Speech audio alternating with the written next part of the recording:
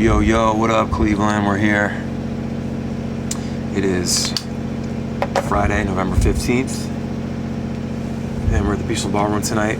Should be fun. Last night's show in Indianapolis was, it was good. It was, I felt pretty uncomfortable on stage. I have a hard time seeing now without my readers when it's like low light. Like even right now, it's kind of like not blurry, but like not sharp, and it's a big pain in the ass. And I find myself wearing these more and more often.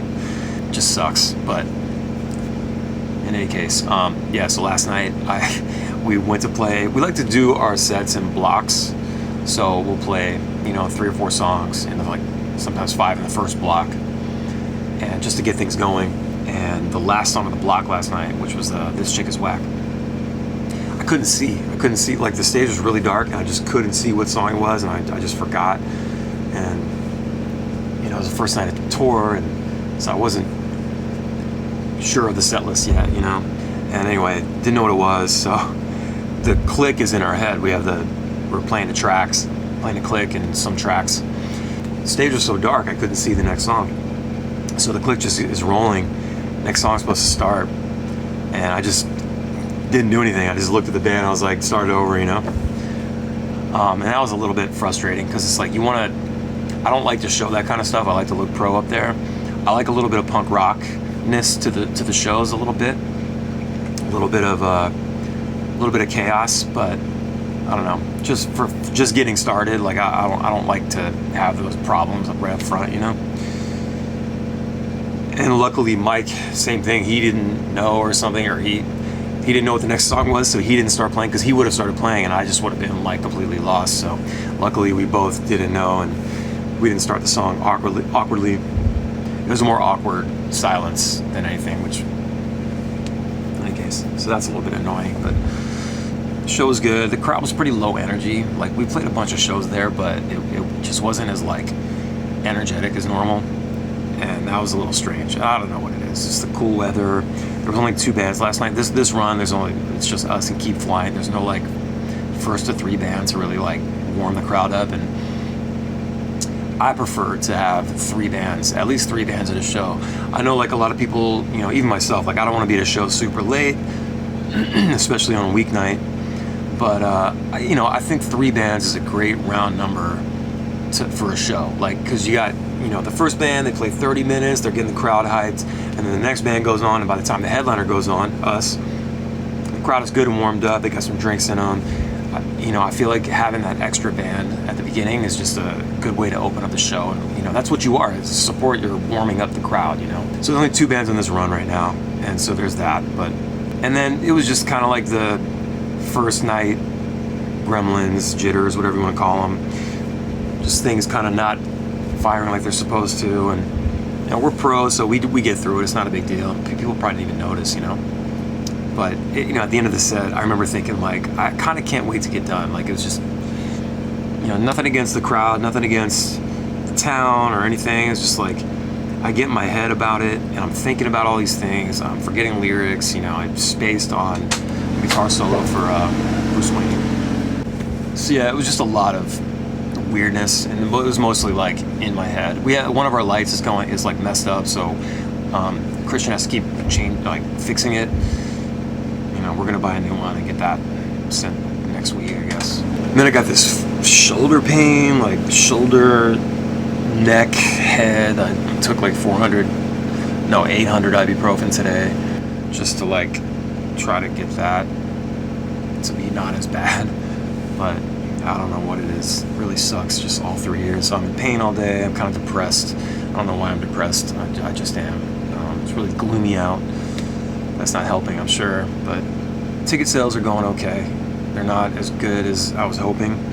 Tonight we have a pretty good pre-sale, like almost 300, which is good. It's a really good pre-sale. Last night was just kind of a weak pre-sale and weaker turnout, not as much walk-up. So those types of things. And we started off so strong, doing like 300 to 400 people a night, in the beginning of the year, and that was awesome, But I really do think that the package matters.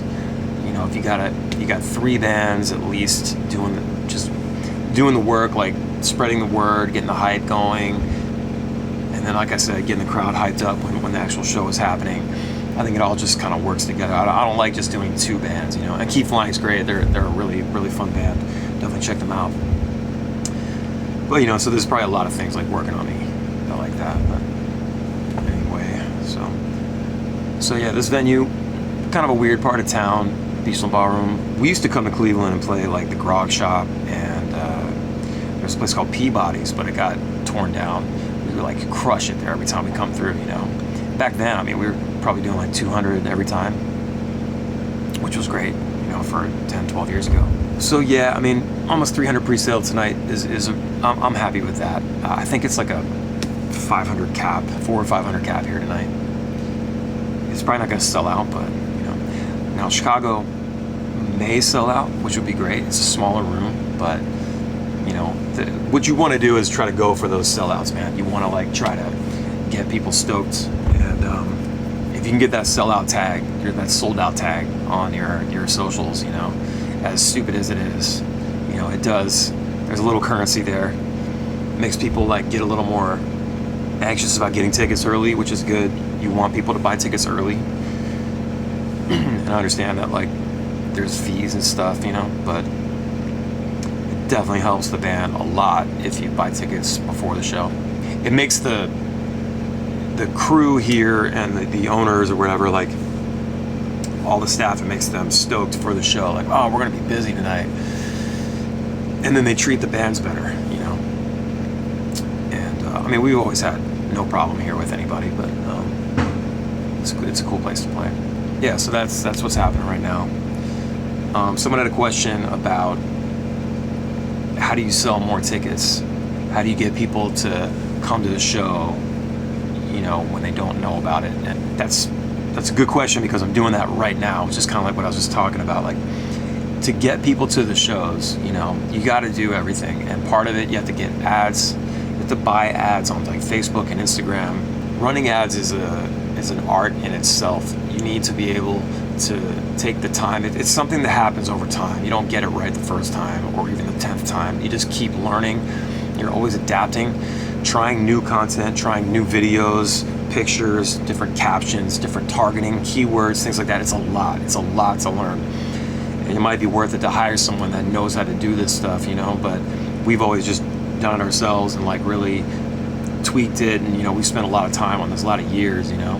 One of our ads for yesterday had 9,000 views, over 9,000 views on Facebook. You know, it's just a shout out video. Yo, what's up, Indianapolis? Like, what's going on?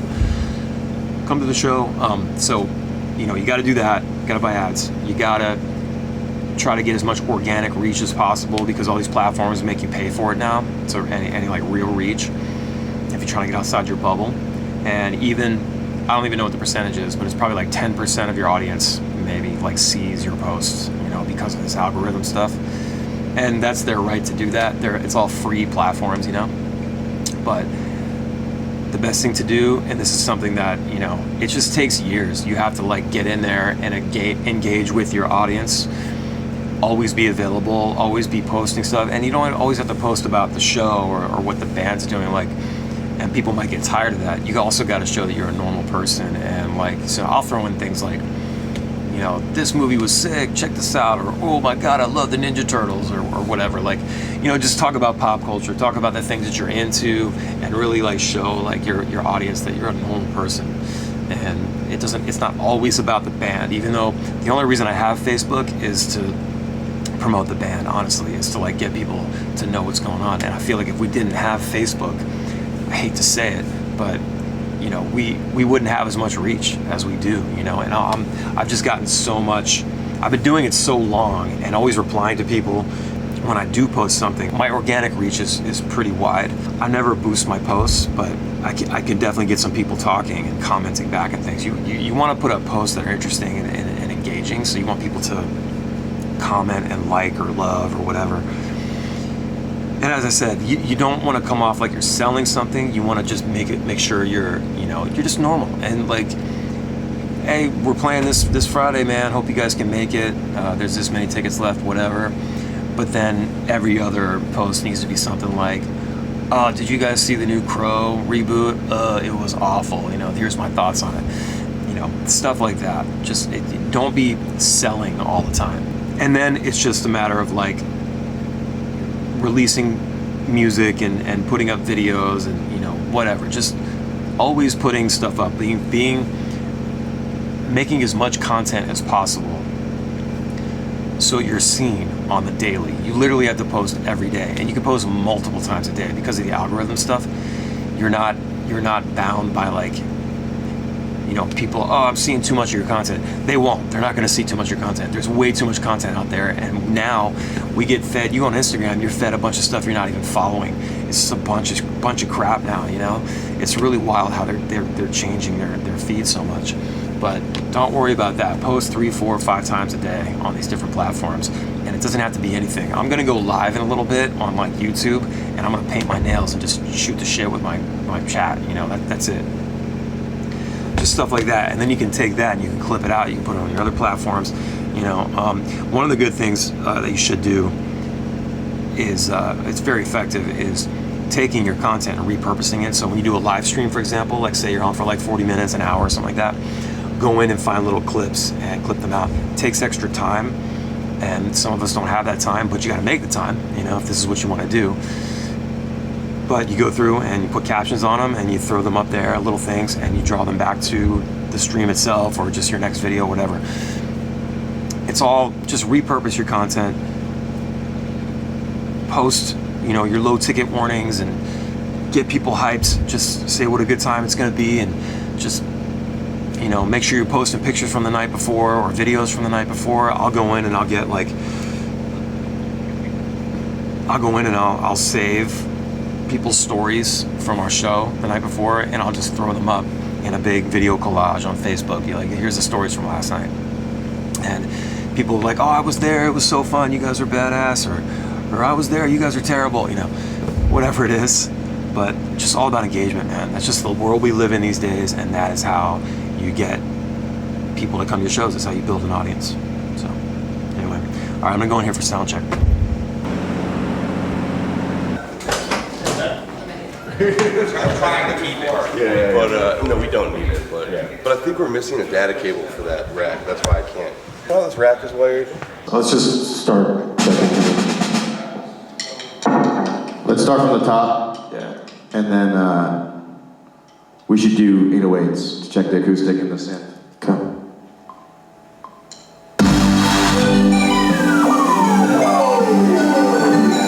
So 209.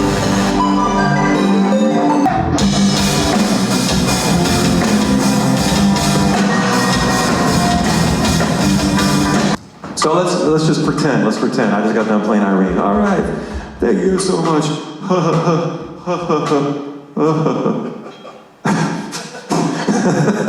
and then Christian's backstage and he hits the button. 808s and coffee get me through this mess. It's fun I've been taking all the late shows from Cal. We lost their feet. When all my friends together there.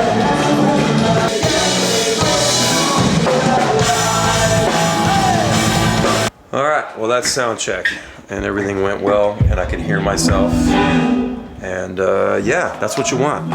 You want to be able to hear yourself. We don't have VIP today, so I'm just gonna fuck off for like 4 hours.